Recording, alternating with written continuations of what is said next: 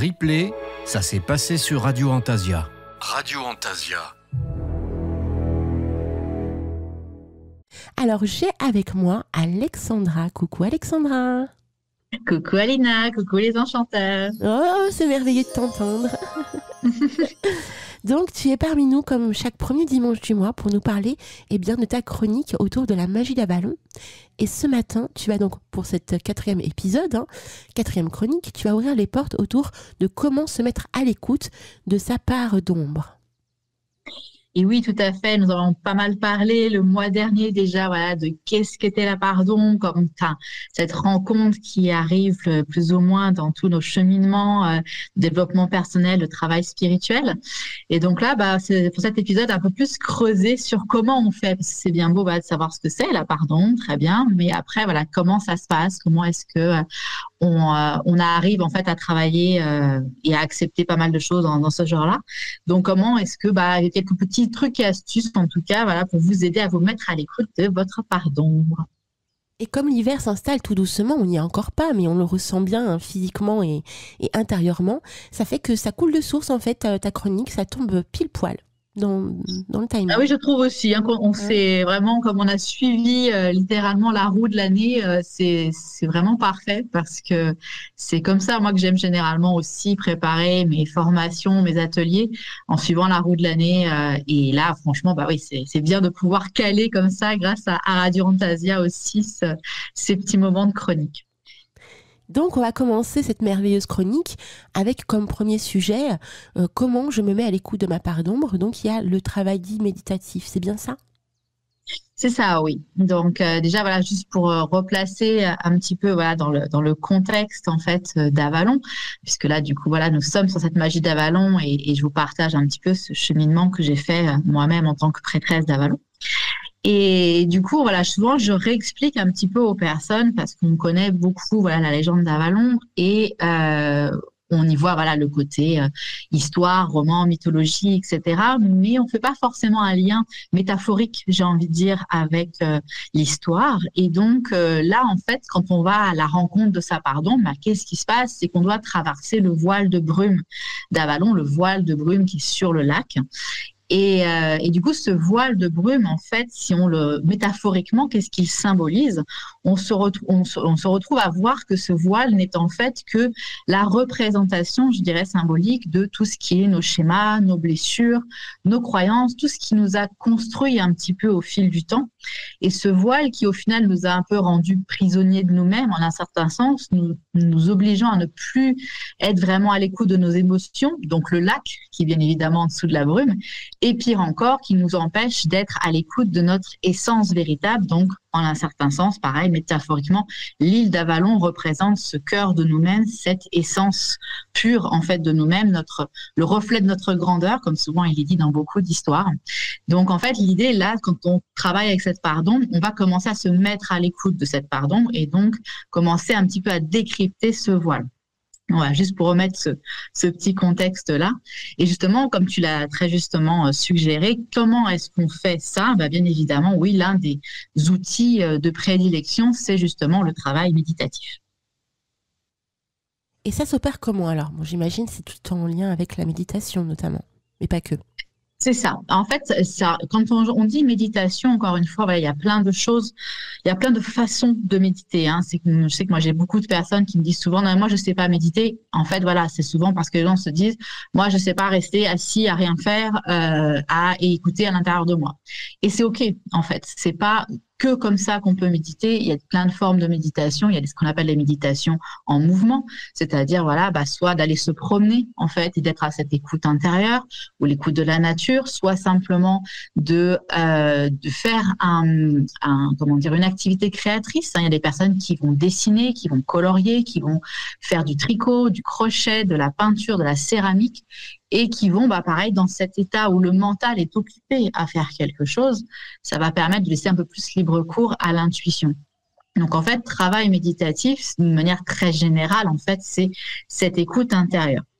Donc, on peut commencer au départ, par simplement ce petit voyage à l'intérieur en disant, je demande à me mettre à l'écoute de ma part d'ombre et qu'est-ce qui vient. Donc, le truc classique de base, par exemple, quelles sont les émotions qui viennent, les ressentis.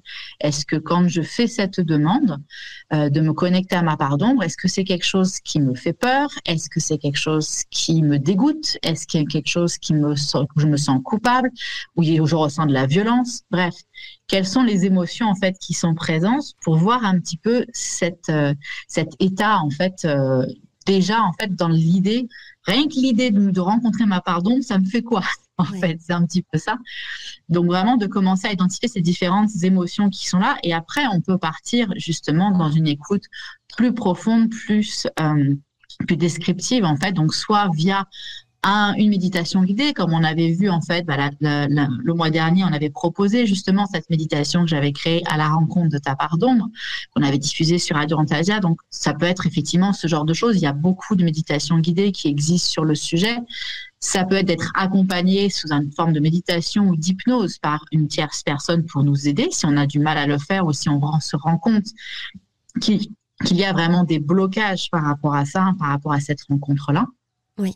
Mais ça peut aussi être simplement nous-mêmes qui créons notre propre voyage intérieur. Dire, si là, je me pose 2 minutes, qu'est-ce qui me vient comme première image en tête quand je pense à ma part d'ombre, tout simplement. Voilà, moi, je suis tellement connectée à Richard Élie. Moi, c'est la faillerie là, qui vient tout de suite. J'avais une question à te poser reliée au travail méditatif. Est-ce qu'on peut dire que la contemplation fait également partie de ce travail méditatif? Et là, je vois Yvan sur le chat qui nous dit aussi le jardinage. Tout à fait, exactement. Le jardinage, très bonne suggestion aussi. En fait, l'idée, c'est vraiment de comprendre un petit peu comment notre cerveau fonctionne. Donc, tu as raison également, la contemplation peut rentrer dans le cadre de ce qu'on appelle un travail méditatif.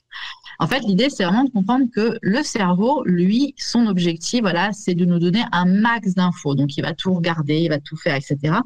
Et on est dans une société où tout va vite, où il faut que tout aille vite. Donc, bien évidemment, quand on rentre dans un travail plus introspectif comme ça, et bien du coup, le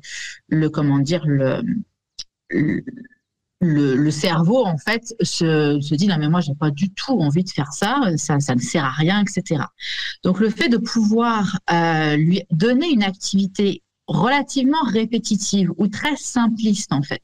C'est-à-dire que le cerveau, le mental, en fait, adore faire un truc, en fait, qui l'occupe. Il a besoin de se rendre utile, en fait. Donc, si vous faites du jardinage, si vous êtes en train de faire une peinture, de créer une poterie ou de la céramique ou de faire du tricot, etc. D'ailleurs, dans la mythologie d'Avalon, on le voit très souvent, les femmes tissaient la laine. C'est une forme, en fait, de rituel méditatif qui, en plus, reprend la grande tradition de la grande tisseuse du dessin, en fait. Donc, il y a vraiment un travail très important en fait d'en mettre notre état, donc ce qu'on appelle l'état altéré de conscience. Dans la méditation, c'est exactement ça.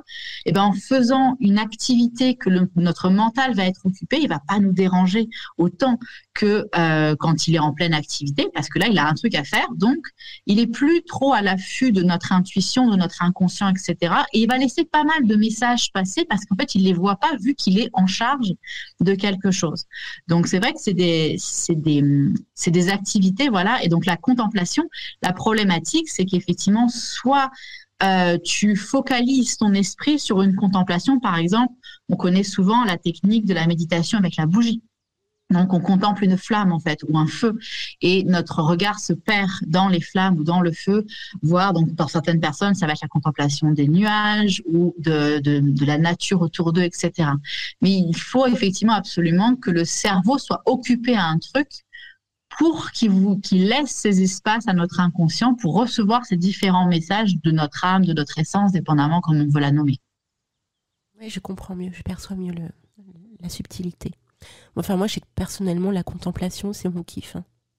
À contempler. En fait, mais c'est ça qui est important, c'est de découvrir c'est quoi votre kiff. Ouais.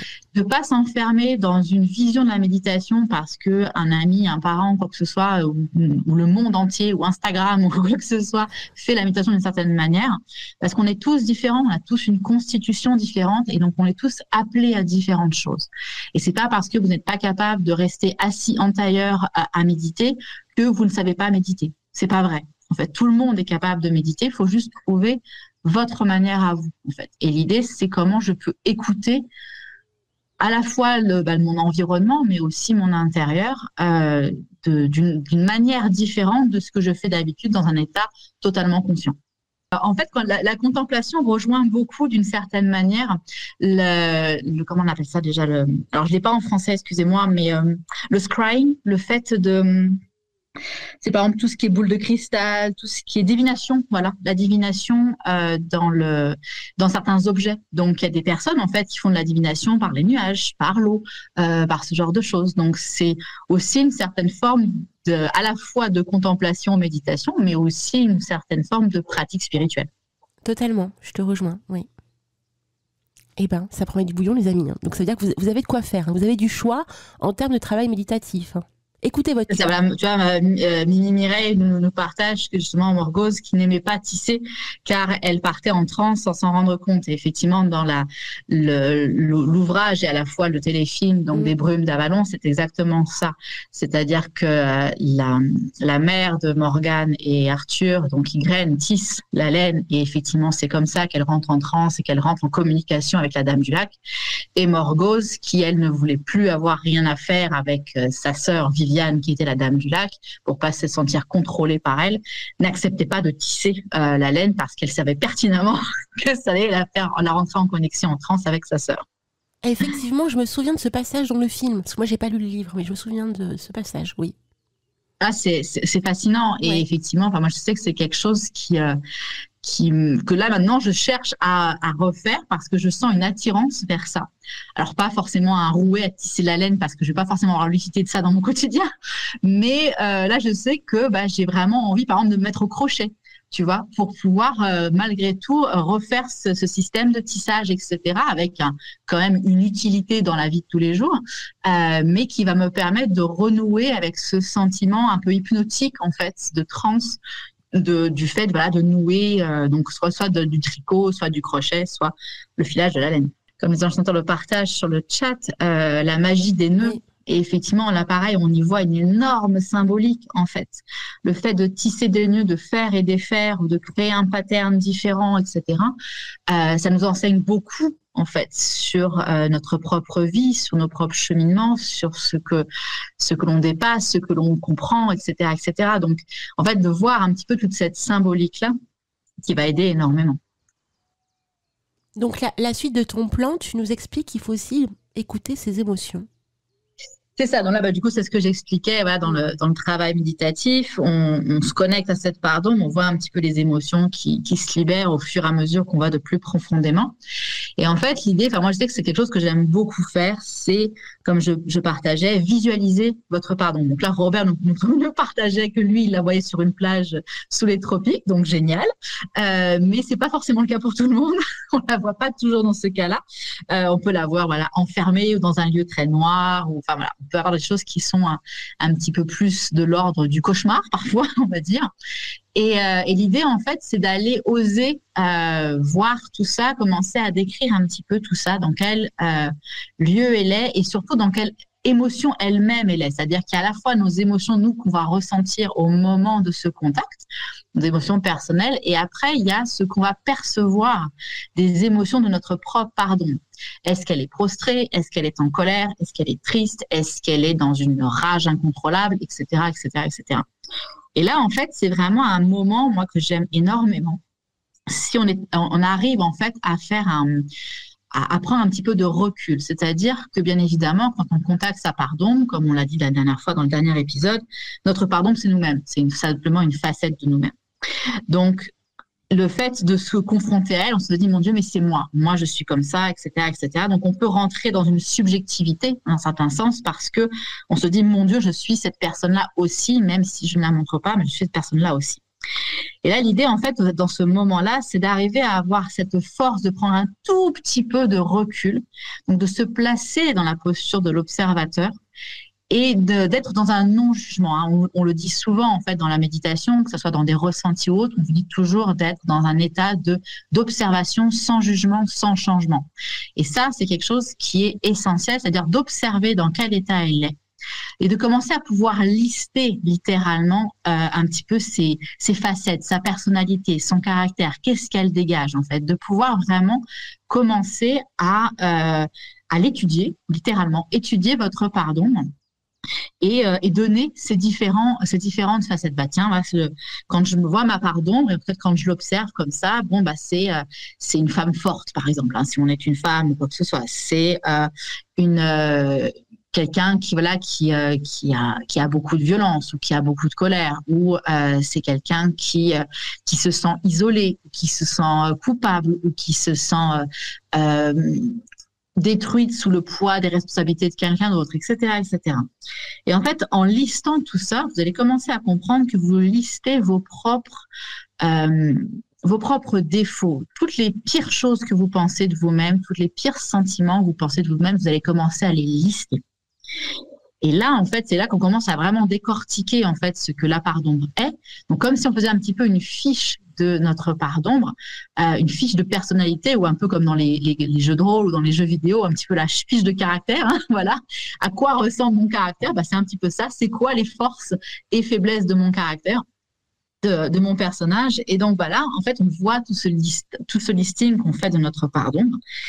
Et une fois qu'on a ce listing-là qui est fait, en fait, c'est de se rendre compte de, encore une fois, c'est quoi le cadeau qui est derrière? C'est quoi le cadeau qui est derrière la colère? C'est quoi le cadeau qui est derrière l'humiliation? C'est quoi le cadeau qui est derrière le sentiment de destruction, etc., etc. Donc, faire ce listing-là, en fait, est une sacrée étape dans ce travail de la part d'ombre pour pouvoir identifier, en fait, à quoi elle ressemble, toutes les caractéristiques le plus détaillées possible.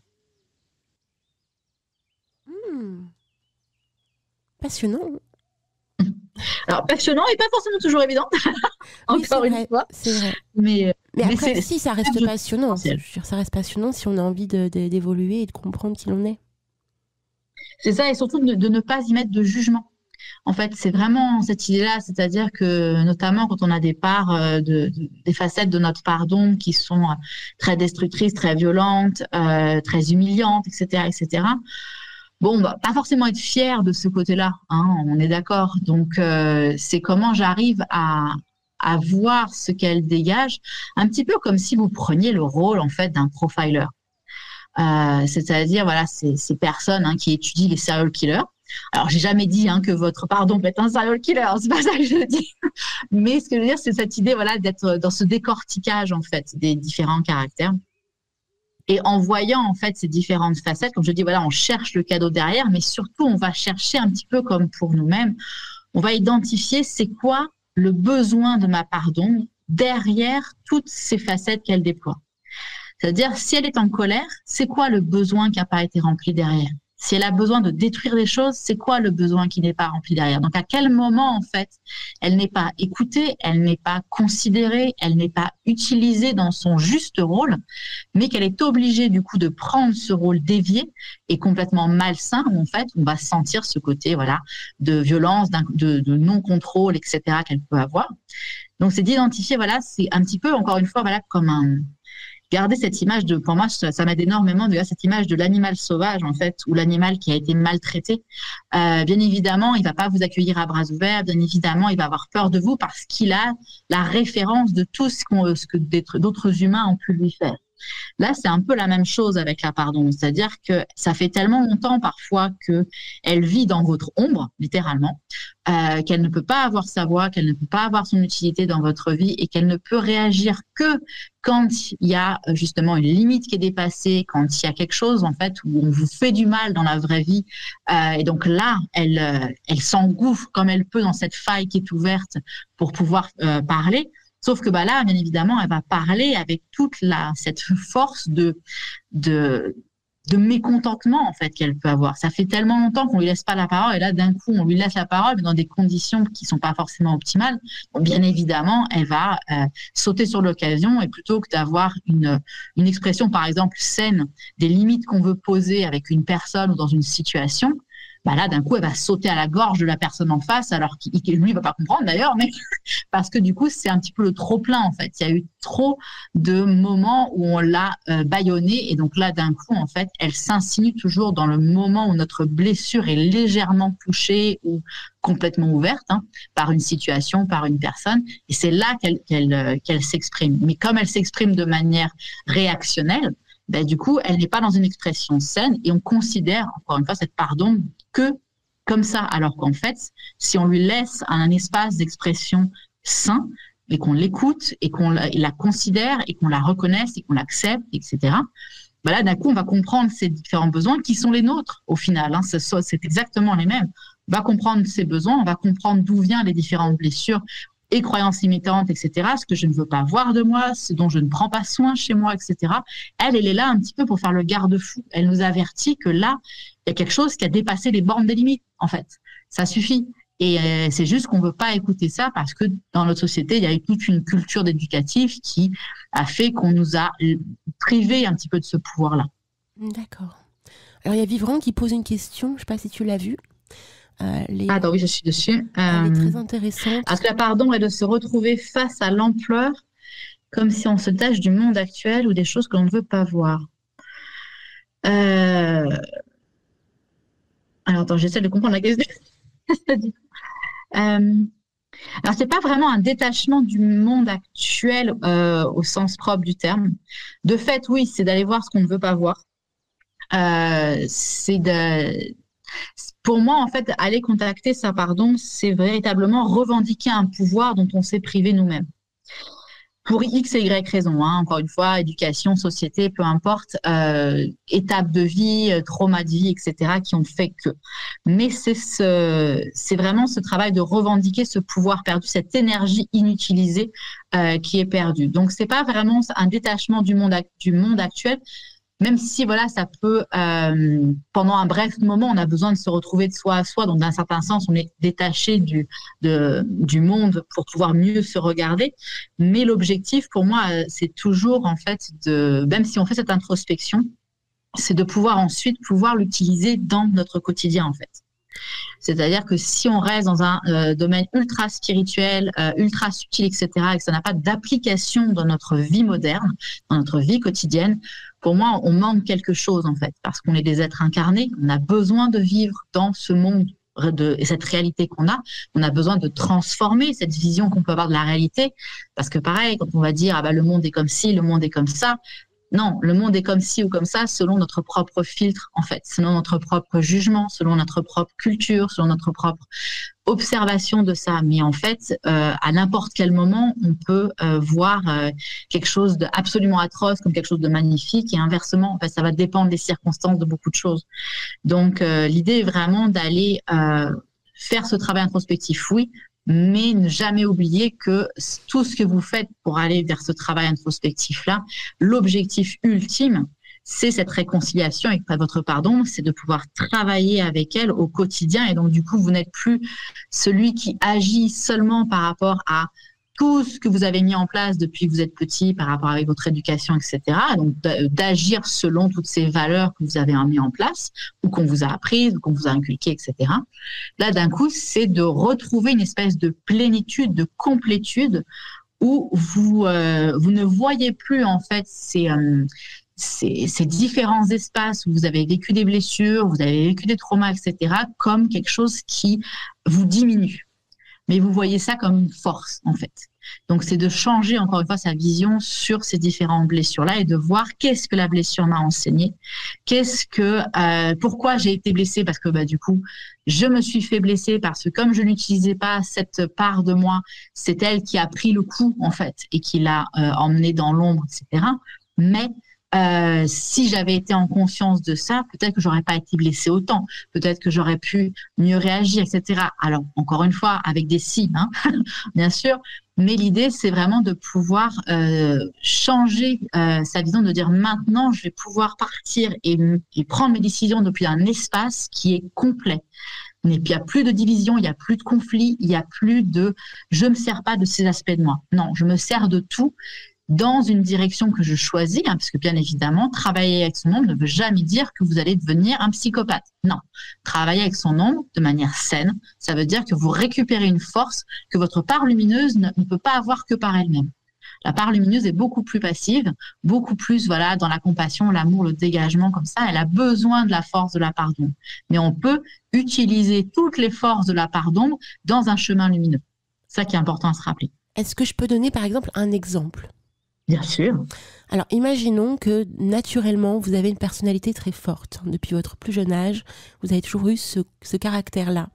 Et en fait, suivant les expériences reliant votre enfance, votre adolescence ou votre vie de jeune homme ou de jeune femme, cette personnalité a été bridée. Parce que trop forte, parce qu'inadéquat pour certaines personnes reliées à la société. Ce qui fait que ça crée une sorte de déséquilibre entre ce que vous êtes au fond de vous, c'est-à-dire une personnalité forte et enjouée à ce niveau-là, et en même temps, vous vous rendez compte inconsciemment que en mettant en avant, en lumière, cette personnalité très forte, eh bien, ça vous éloigne en fait du champ des possibles dans la communication, etc. Donc, ça peut effectivement devenir une des parts d'ombre parce que vous ne l'acceptez pas alors que ça fait partie de vous. Et comme expliquait Alexandra tout au long de cette chronique, le fait de mettre ça en lumière, ça montre que ça fait partie de vous et qu'il faut effectivement l'accueillir avec amour. Avoir une personnalité très forte, c'est pas quelque chose de négatif, au contraire, ça permet de se protéger, notamment de protéger son espace intérieur, sauf que vous ne l'avez pas vécu de cette manière-là tout au long de votre vie, puisque en montrant cette personnalité, vous avez vécu des souffrances, des traumatismes divers et variés. Tu me dis si je me trompe ? C'est exactement ça. C'est un très bel exemple, effectivement. Très, très juste. C'est exactement ça. C'est-à-dire que de pouvoir avoir cette vision comme tu la partages, de se rendre compte que ce qu'on a mis dans l'ombre n'est pas forcément quelque chose de monstrueux, de honteux, etc., mais que c'est une part de nous et qu'elle peut avoir un rôle totalement présent en fait dans notre vie, mais que les circonstances ont fait qu'on l'a considéré comme quelque chose de mal. C'est vraiment ça, hein, c'est-à-dire que notre pardon, vu que c'est toute notre capacité de pouvoir, de force, de résilience, etc. On vit dans des sociétés, notamment dans l'hémisphère nord, hein, les pays dits développés entre guillemets. On est dans une culture où en fait on nous a privés de notre pouvoir en nous disant que le pouvoir c'est mal. D'ailleurs, il y a qu'à voir, hein, dès l'instant que des gens ont un minimum de pouvoir, on se rend compte qu'ils vont faire des choses parfois pas très positives, pas très bienveillantes.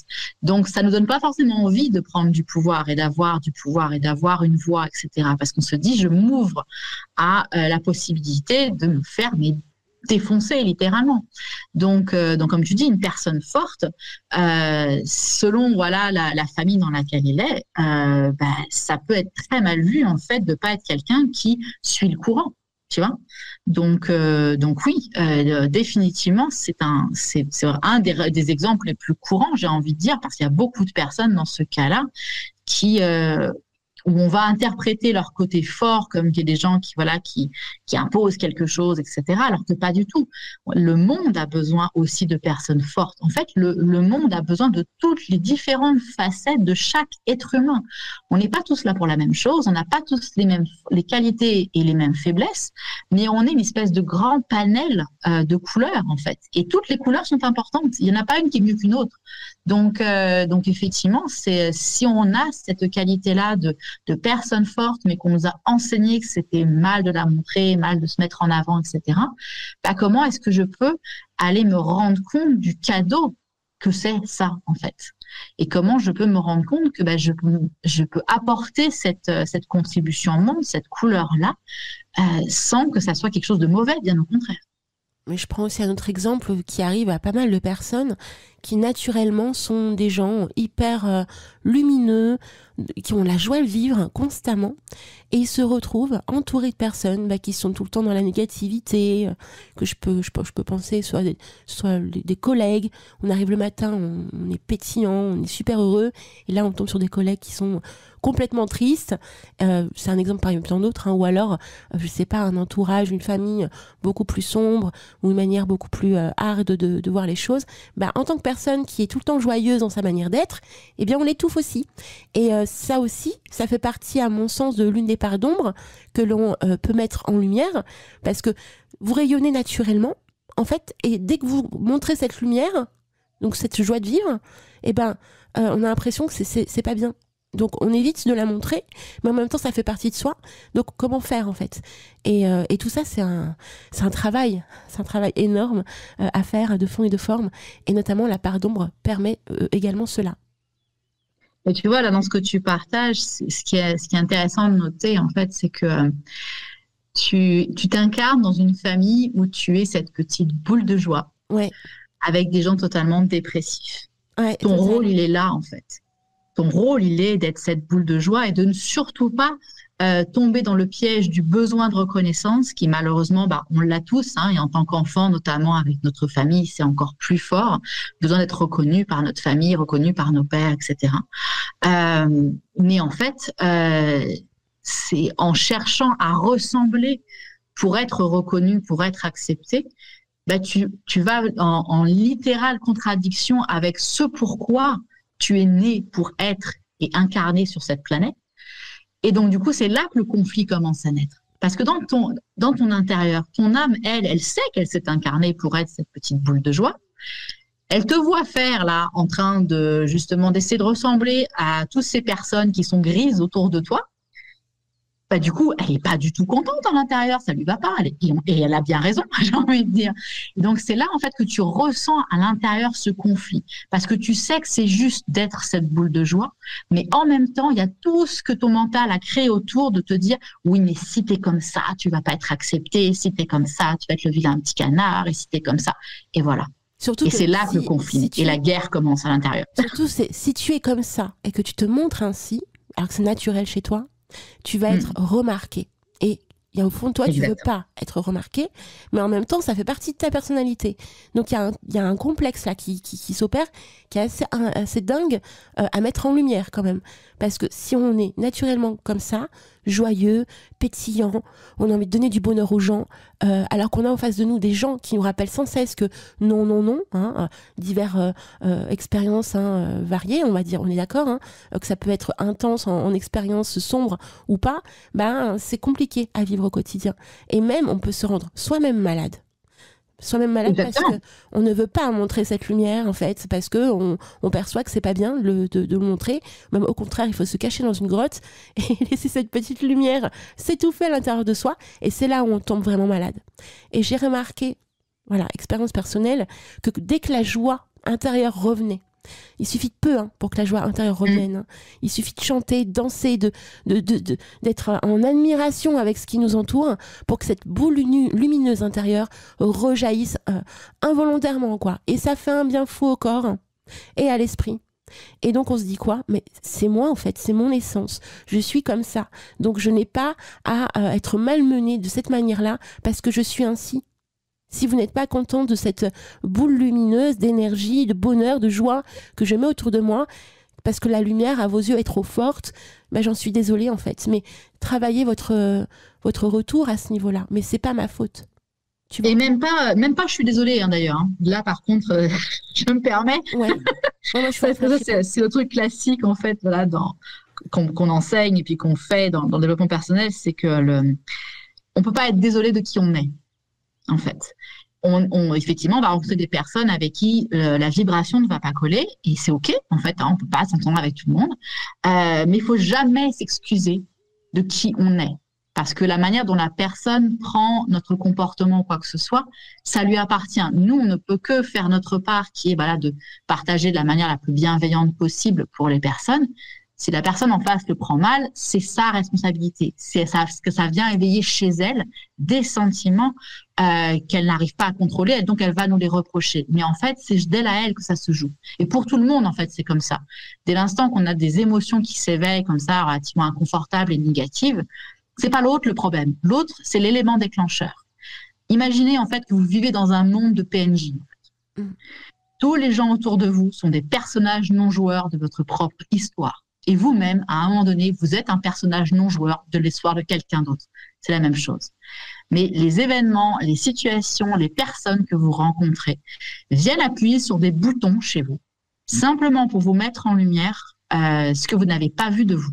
Parce qu'on voit mieux les choses à l'extérieur qu'à l'intérieur. Donc, l'univers fait en sorte qu'on rencontre des personnes, etc., qui vont nous faire travailler sur ça. Et c'est là où la grande beauté arrive, c'est quand on est capable de reconnaître la personne qui a été méchante avec nous, qui a eu des propos déplacés, etc., machin, et à la fin du travail que ça nous a amené à faire, de pouvoir dire merci à cette personne. Parce qu'en fait, elle est l'instigatrice en fait de tout ce travail, de cette évolution de nous-mêmes. Donc, toujours, en fait, changer cette vision-là, toujours ramener cette vision à l'intérieur. Et comme tu disais, voilà, tous ces différents sensations, en fait, qu'on a, les choses qu'on n'ose pas montrer, qu'on n'ose pas dire, donc cette authenticité dont parlaient, voilà, certains enchanteurs dans le chat, effectivement, ça fait partie de la même problématique, encore une fois, de ce besoin de reconnaissance, mais aussi dans nos certaines sociétés. Alors, plus en Europe, je pense qu'aux États-Unis, ils sont un peu moins comme ça, parce que c'est un peu plus dans leur culture, mais nous, on nous a enseigné à être humble. C'est pas bien, en fait, de se montrer, c'est pas bien de se mettre en avant, c'est pas bien de se vanter, etc. Alors qu'en fait, on peut être fier de soi sans que ça soit de la vantardise. On peut être fier d'être une boule de joie et être fier d'être heureuse, etc., sans que ça soit pour donner honte à l'autre. Donc, revenir en fait dans cette idée que si vous avez certaines de ces différentes facettes en vous, que vous avez mis de côté parce que, soi-disant, ça rentrait pas dans le moule, en fait, bah, d'un coup, dites-vous, en fait, là, moi, mon âme, elle veut que je fasse ça dans cette vie-là. C'est important que je fasse ça, c'est important que j'apporte cette couleur-là. Donc, du coup, être fier, au final, de ces différentes parts-là et ne plus les cacher. Et après, bah, effectivement, le monde va s'organiser autour de vous et vous allez rencontrer des personnes qui vont s'accorder à votre vibration. Mais de fait, oui, il est vrai, on ne pourra pas s'entendre avec tout le monde dans le monde. C'est pas possible. Mais par contre, le plus important, je dirais même l'essentiel, c'est déjà d'arrêter d'être en guerre avec vous-même. Et ça, c'est exactement le duel de la part d'ombre et la part de lumière intérieurement. C'est une guerre, c'est un conflit intérieur qu'on a depuis très jeune parfois. Parce que depuis très jeune, on cache certaines choses de nous.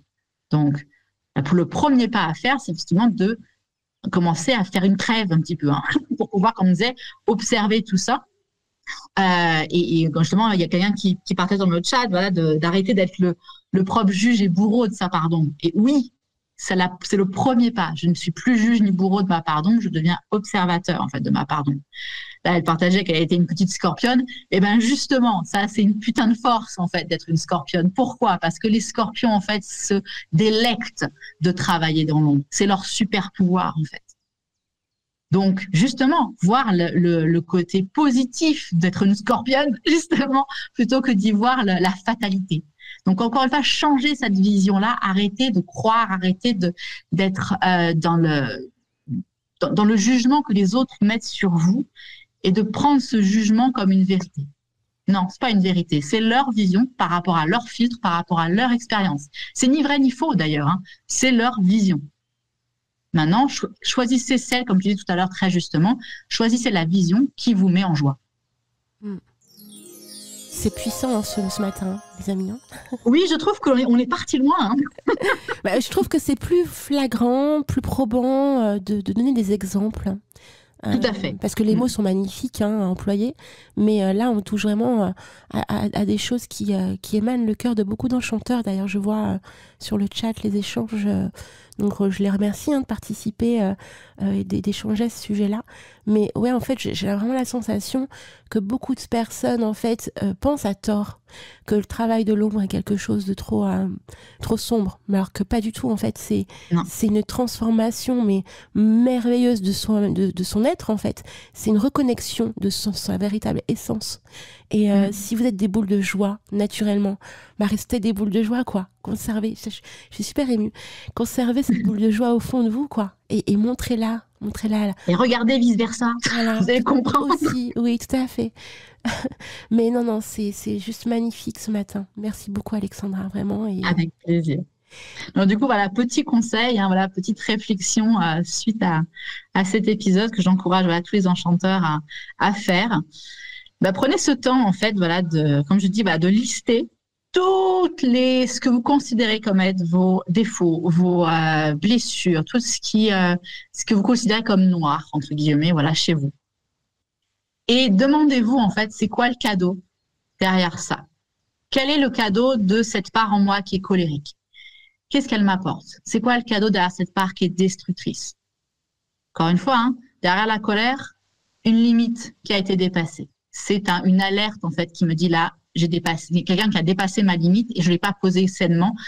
Il n'était pas conscient de ça et je l'ai laissé dépasser ma limite. Donc, je suis en colère parce qu'il est dans un territoire qui ne devrait pas être.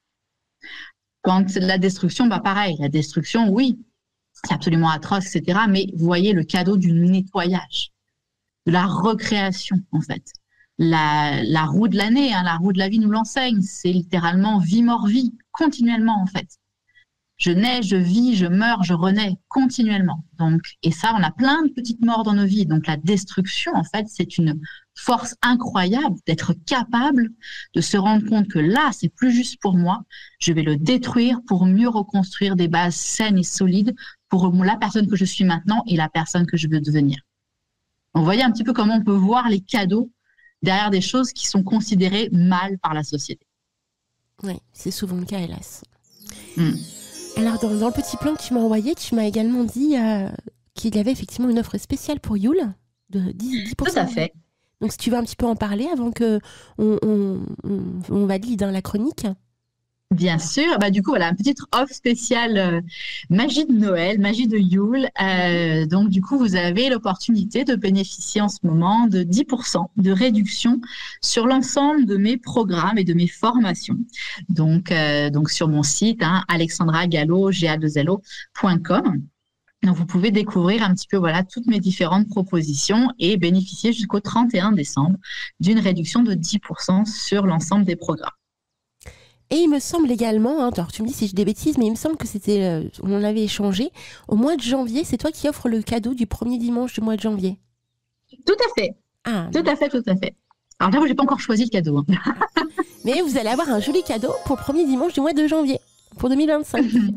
Donc, à ne pas rater, les amis, surtout visitez le site d'Alexandra et vous découvrirez plein de belles choses. Puis aussi, Alexandra participe aux émissions spéciales Nouvelle Lune et Pleine Lune. Et donc là, ce soir, il y a une émission spéciale Nouvelle Lune, comme vous le savez.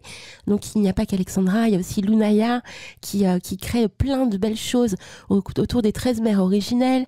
On a également Valérie de Demoiselle Étrange, on a Lina de Demoiselle Étrange également qui participe à cette émission. Et bien évidemment Alexandra qui va nous faire découvrir une magnifique méditation qui s'appelle « À la rencontre de ton élévation ». Est-ce que tu veux en parler un petit peu ce matin pour pouvoir un petit peu donner l'eau à la bouche aux enchanteurs pour ce soir? Alors, il me semble que celle de ce soir, c'est à la rencontre de ton élan. Mais c'est pas grave. Ouais, tu vois comme quoi, mais je suis à l'ouest, je suis complètement à l'ouest. Je n'ai pas récupéré la bonne. Parce que c'est vrai qu'entre élan et élévation, j'avoue, je t'ai pas rendu la tâche facile parce que voilà. Non mais celle-ci viendra pour la fin du mois. J'ai vu nouvelle lune, j'ai pas regardé le 30 décembre parce que vous savez qu'il y a 2 nouvelles lunes ce mois-ci, les amis. Il y en a pas qu'une, il y en a 2. Donc celle à la rencontre de ton élévation, c'est le 30 novembre. Donc non, en fait, voilà. Donc on va d'abord commencer plus soft. On va commencer par l'élan justement. Oui. Donc, trouver un petit peu, ce premier pas à faire. Donc, c'est tout un travail, de qu'est-ce que je voudrais oser, vers quelle nouvelle aventure je voudrais aller. Là, même si, du coup, dans la roue de l'année, on considère que le Samhain est notre premier de l'an. Et donc, du coup, l'année a déjà commencé d'un certain sens. Mais, malgré tout, on est quand même dans un système de fonctionnement civil aussi. Et donc, le mois de décembre reste le dernier mois de l'année numérique, je dirais. Donc, du coup, ça fait partie aussi de ces moments de bilan, de ces moments de vers quoi je veux aller pour la nouvelle année, donc la nouvelle année 2025. Donc, du coup, c'est la petite proposition de ce soir, à la rencontre de ton élan. Waouh! Alors, je vous promets, je ne ferai pas de bêtises, je mettrai bien la bonne. Parce que moi, je suis tête en l'air, vous le savez. Même si on m'écrit des messages, je lis qu'à moitié. En tout cas, merci beaucoup, ma très chère Alexandra. Je t'embrasse bien fort, ma très chère Alexandra. Moi aussi. À très bientôt. À très bientôt. Belle journée à tous. Replay, ça s'est passé sur Radio Antasia. Radio Antasia.